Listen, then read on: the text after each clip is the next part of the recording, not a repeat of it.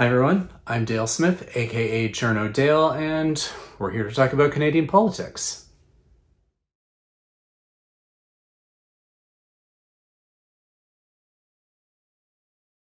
All right, we are here with Carleton University's Professor Steve Saideman, and I figured we would talk a little bit about the back and forth on the defense budget cuts, if they are budget cuts, which they say they are, but they aren't. Um, for me, I kind of got started when I heard Anita Anand say, when she took over Treasury Board, that defense was going to be exempt from cuts. And then General Eyre and the deputy minister showed up at committee and said, no, we're kind of volunteering to do our part. And then Bill Blair says, oh, no, this is just back end stuff. Defense spending is still going up. Steve, what did you kind of take from all this? Well, we won't really know what's going on until A, they ever announce a defense policy update, B, the next estimate / budget that will tell us the tale of what's really being spent, what's not being spent. One of the problems D&D's had for quite some time is articulating how much money is new money for the various commitments they've made, and how much money is being repurposed from other things. The challenge is not so much about embarrassing ourselves with the 2% thing with NATO, and more simply, we have made a lot of commitments, and we can get into those commitments to spend more money on various things. And the question then is if we're doing that, can we do these other things?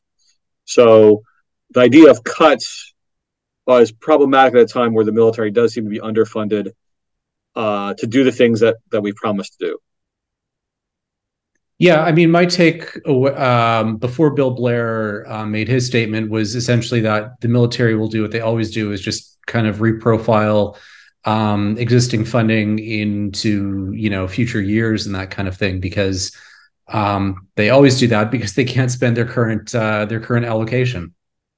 Well, and that's one of the things that drove me crazy a little bit about Blair's appearance, because he talked about bureaucrats. And one of the big problems with procurement is we don't have enough bureaucrats. Bureaucrats are those folks who work in bureaucracies who have day jobs, and their day job is to fulfill a specific function. So it's not like D&D is stuffed with so many people who are just, lounging around and at the drinking coffee and hanging out at the water cooler. They have a real job to do, and a lot of that is doing basic things like the contracting and the overseeing of the spending of the money for all these procurement projects that are behind schedule. Why are they behind schedule? We don't have enough people to do the oversight. We don't have enough people to manage it, and so I get scared when we talk about cutting bureaucrats, because it makes it suggest that these people are just spare, and they're not spare. It's been very clear across all of D&D that we don't have enough people doing the various jobs that needed, so that way the military can do the things that it needs to do. Like, I would like to see more civilian jobs. I would like to see us move more of the personnel jobs out of the hands of the military into the civilians. That way, those folks who are trained to shoot their weapons, are supposed to be in a fit enough shape to deploy, can then do that military stuff. We have a personnel crisis within the CAF, and cutting the number of civilians does not make that personnel crisis in the CAF get better. It makes it worse. And I don't think that's necessarily being communicated very well, either by the Canadian Forces or by the government itself. What, the bureaucrats have day jobs, doing real things? I think they need to do a better job of that. I mean, there was some discussion of that, and I think the defense policy update, if it had gone on as imagined, might have done a little bit of public education about, here are the things that we need, here's why we need people to do these jobs. And I had heard and had seen references to us employing more people on the civilian side of the house. And I think that's very important. We've had a crisis in civilian control of the military the past, 7 or 8 years. It was not just about John Vance, but it was about the things that let John Vance do what John Vance was doing, along with other things. And you need more civilians doing more things to keep an eye on the military. If you want to have more civilian control of the military, you kind of need more civilians. Yeah, and that's actually one of the things that Blair pointed out is he was singling out like contractors as one of the places where they could cut. But my immediate thought when I heard that is, you don't have enough people to do the jobs that are there currently, so you need to contract those out. So if you cut the contractors, are you not just making everyone else's job that much more difficult? Well, that's particularly problematic right now, because since we have a personnel shortage in the military, you either have jobs aren't being done they're being done by people who already have another one or two or three other jobs. They're being overworked, so that might drive them out of the military. Or you have them being done by contractors. And we have to think about different kinds of consultants. If there are people they talk about contractors being consultants who are being asked to produce reports that either do or don't get implemented, yeah, we can nuke those, and I don't think that would be a huge deal. Mm-hmm. But we're talking about the people who are maintaining our equipment, who are training people to maintain our equipment, the people who are feeding our people. You go to our bases in Europe, and it's usually not Sergeant X serving you the food. It's some contractor serving the food. So is that going to be cut? Mm-hmm. Again, as you point out, these people are employed to do various things. So we have to think about what are the jobs that are unnecessary or less essential, and what are the knockdown effects of, okay, we're not going to have this job anymore. We're going to have somebody else do it, or we're going to have this job done less, or have this job done not at all. And so that's fine if those trade-offs are being addressed adequately and you're realizing what the costs are. But again, I don't think the Canadian military has got, pillow fluffers, and, Phone people, sanitizers. it's like there was a report this week that I'm sure drove you crazy about how the Governor General spent a lot of money on dry cleaning. Well, it was over 5 years, and it was, she has a lot of people in uniform. It's not that it's her dry cleaning; it's Yeah. everybody's dry cleaning. For In over Rideau 5 years. Hall. So, okay, do you want to have people show up in stained uniforms that smell of sweat? That's a public outreach opportunity right there, I suppose, of some kind. And in the case of contractors, it's again, contractors and bureaucrats are easier to say, hey, we'll cut those rather than cutting soldiers, sailors, aviators. That's easier to say, but politically it sells better. But the deficit reduction we've got going on, it always aims at the military because that's where the dollars are.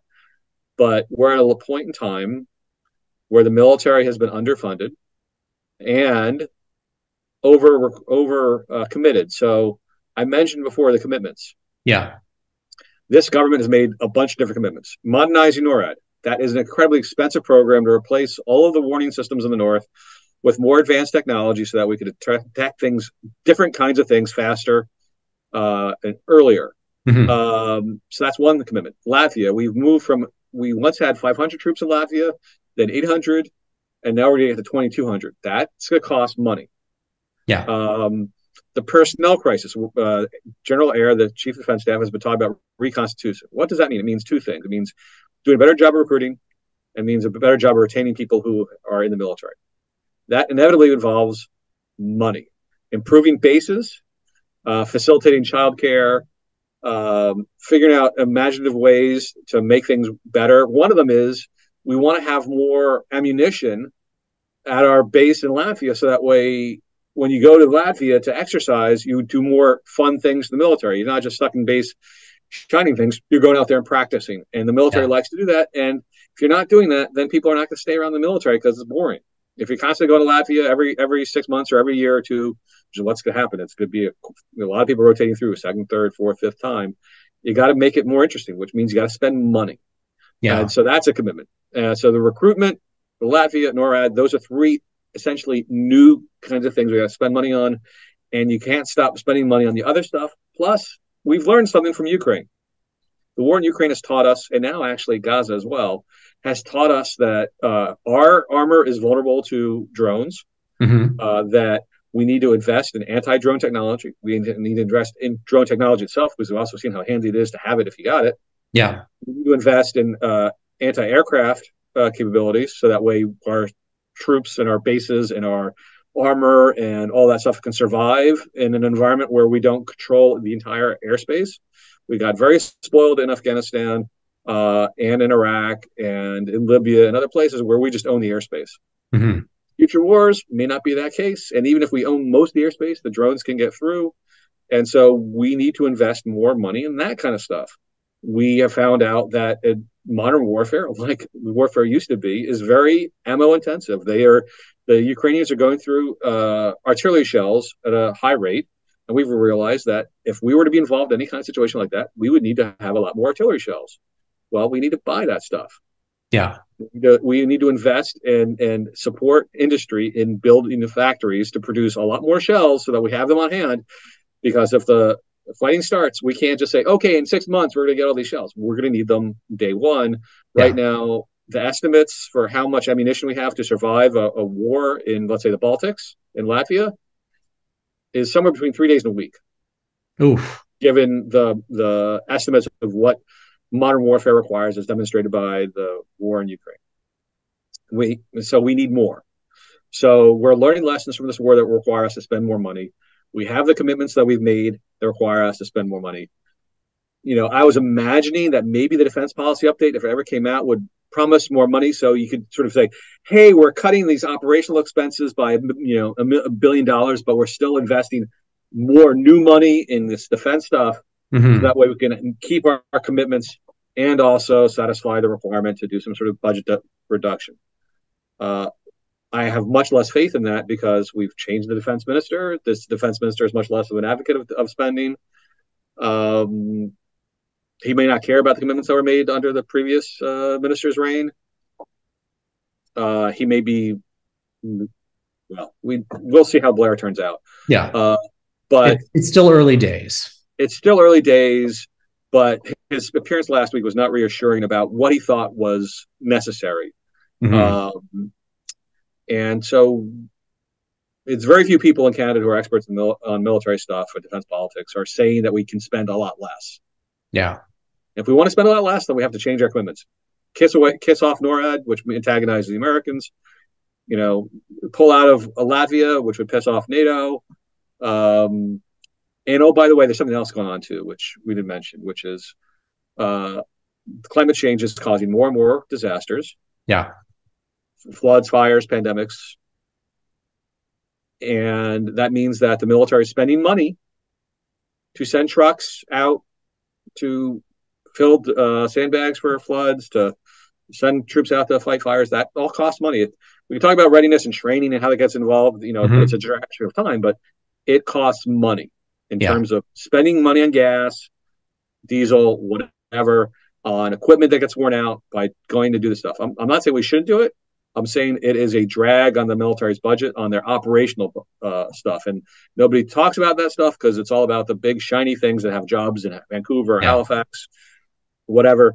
But the daily operations are more costly in a country that's having more emergencies. And we can't expect the provinces to pick up the slack on that, even though that's their job. And so it's going to Yeah. be the matter of the military spending more money on that, which means they have less money to do the other things, unless you dedicate more money to it.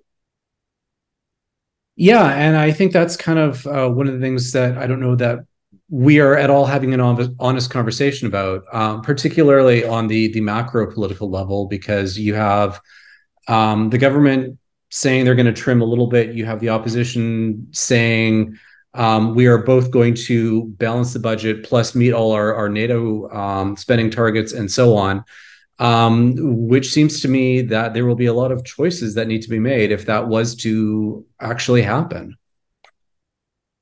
Yeah, it'll be interesting to see what happens if the Conservatives get elected, because the last time around, the military got cut pretty heavily in the aftermath of Afghanistan because Harper wanted to balance the budget. Mm-hmm. That was his highest priority. And I was writing in 2015 that if you cared about the military, you should vote for the Liberals because they don't care about deficits. Well, now they apparently do with the election next year, or the year after that. And Whatever. so that now they think that they need to do at least some gesture towards cutting the deficits.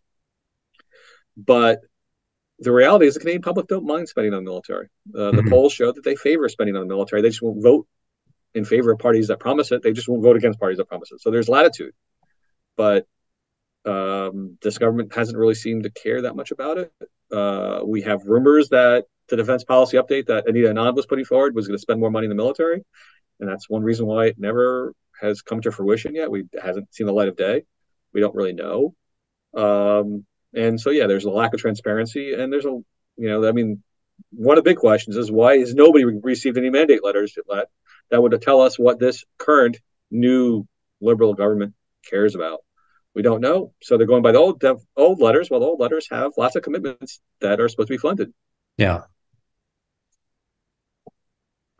Yes, and we could probably go on about the bottleneck in PMO about these letters, but that's probably something for a separate episode.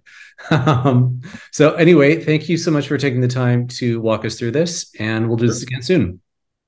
My pleasure, Dale. All right, thanks. And that's everything for this week. Join us again next week for some more Canadian politics. I'm Dale Smith. That's at journo_Dale on Twitter. Journo Dale, no underscore on Bluesky. And don't forget to like the video, share, subscribe, and support us on Patreon. Thanks, everyone.